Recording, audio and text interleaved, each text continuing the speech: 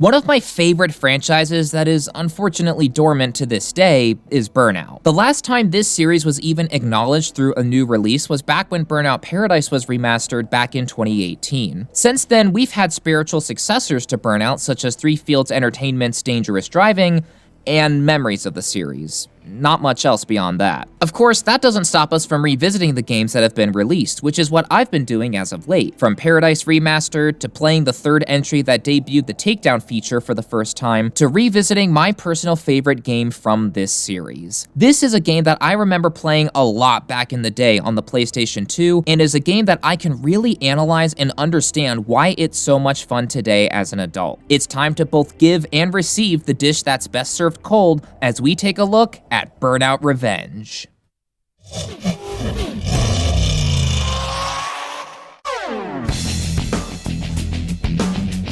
Developed by Criterion and released in 2005 for the PlayStation 2 and Xbox, with an Xbox 360 release happening in 2006, Burnout Revenge has the honor of being one of my personal favorite racing games of all time. On the same level as something like Need for Speed Hot Pursuit Remastered. Why does it have such a high honor from me personally? Allow me to explain why. First things first, the most important part of any racing game. The map/track and physics of the car. If you've seen a racing game review from me before, you know the drill. These two elements need to complement one another. Otherwise, the game will be boringly easy or infuriatingly hard depending on the combo. Burnout Revenge strikes the perfect balance between these two elements. The vehicles are light and nimble, able to dodge and weave through traffic or tight turns. This works well with the tracks that are in the game, which feature a wide range of large open roads, tighter, more condensed roads, and shortcuts that'll test your reflexes and memory if you want to get the most use out of them. At the same time, the larger parts of any track are action-packed as well, given that you'll either be dodging or shunting into traffic and engaging in car combat with other opponents. In other words, there's always something going on that'll keep you occupied and on the edge of your seat from start to finish. There are 8 different event types in Revenge: Traffic Attack, Race, Road Rage, Burning Lap, Preview, Eliminator, Grand Prix, and Crash events. Traffic Attack is the mode that focuses on what is perhaps the most radical change to not only the Burnout formula, but also to the racing game formula as a whole for this title, traffic checking. Aside from the larger vehicles like semis and buses, all other traffic going in the same lane as you can easily be shunted out of the way. At a first glance, to anyone who hasn't played Revenge, it might be a bit puzzling to see a sports car so effortlessly shunting other cars out of the way, especially given that even in other arcade racing games similar to Burnout, slamming into traffic on the right side of the road can still cause you to either slow down tremendously or wreck entirely. But traffic checking in Revenge works in the game's favor, not just in Traffic Attack, where your goal is to cause as much damage before the timer runs out, with traffic checking adding time to keep your run alive, but also in the other modes as well. Races are your usual 1 to 3 lap circuit events where you need to finish first. Road Rage, my personal favorite mode, where you need to wreck as many opponents as possible before the time runs out. Burning Laps, aka time trials, where you need to finish the lap under a certain amount of time. Previews, which are essentially burning laps, but with cars that you'll be able to fully unlock later on in your playthrough. Eliminator events eliminate the driver in last place every 30 seconds until there's only one left standing. Grand Prix events are 3 race events strung together, each race giving people points that add up to a final total at the end. Whoever has the most points wins. And lastly, Crash, where you slam a car into traffic and attempt to rack up the most damage from there. All of these modes are perfect and work great, aside from the Grand Prix mode. I'll talk about why I have an issue with that one in particular later on. Returning to the aforementioned traffic checking for a moment, the reason why I mentioned that this works in the other events too is because of this mechanic's versatility. Not only does traffic checking earn you boost for consecutive checks, but it can also be used as a weapon, either defensively, shunting a checked car into a larger vehicle up ahead like a semi or bus to save yourself from crashing, or offensively, where you can traffic check another opponent. To effectively snipe someone by shunting a traffic car into them is nothing short of incredible. Of course, there are other ways to take down the opposition too, shoving them into oncoming traffic, into a wall, off a cliff, etc. Each takedown earns you boost, expanding your boost meter up to 3 times for a 4 times gauge. Anytime you crash, you lose a chunk of your gauge. However, if you're able to get an aftertouch takedown, where you steer your wreck in an attempt to have any opponents behind you crash into you, you can keep your boost multiplier, and in some cases even add to that boost gauge if you get more than one. The opponents aren't just going to take whatever you throw at them though. They can and will fight back. You're going to need to fight for and earn each takedown in this game, as the AI are aggressive. They won't be afraid to pin you against the wall,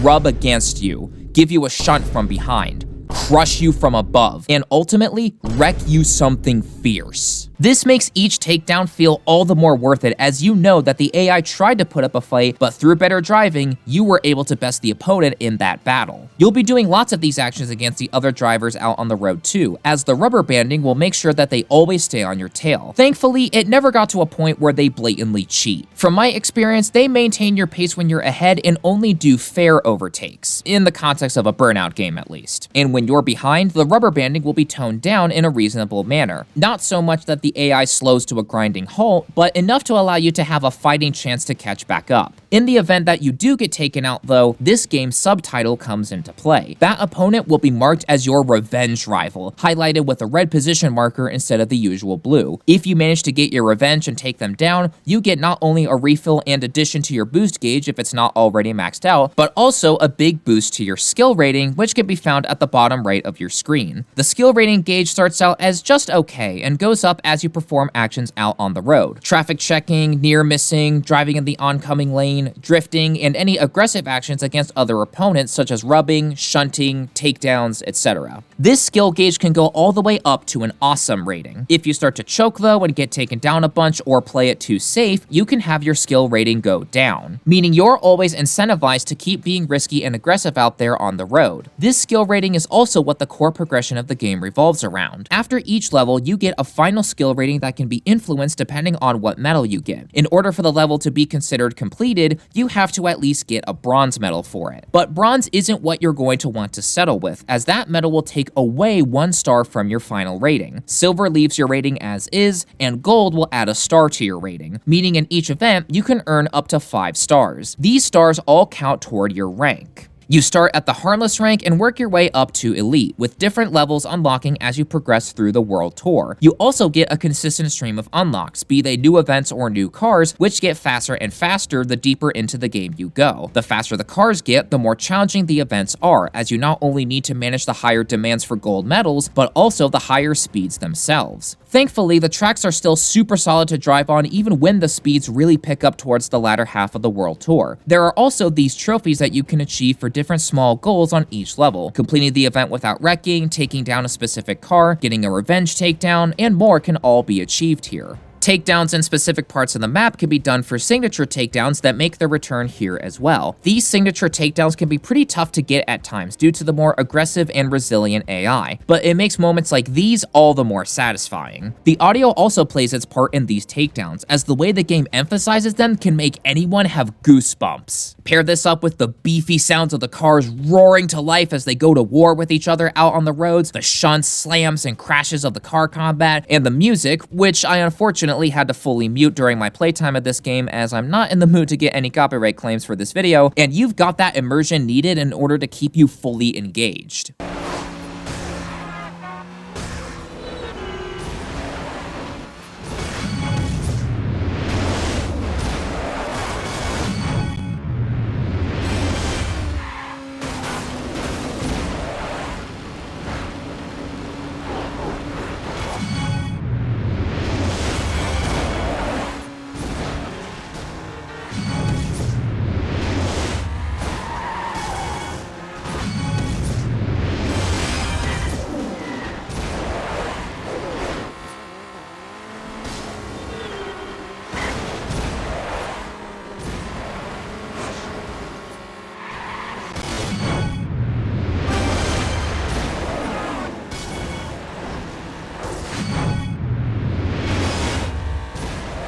Especially in the crash mode, where the emphasis is on the destruction that you need to cause, and when the crash breaker comes into play, oh man!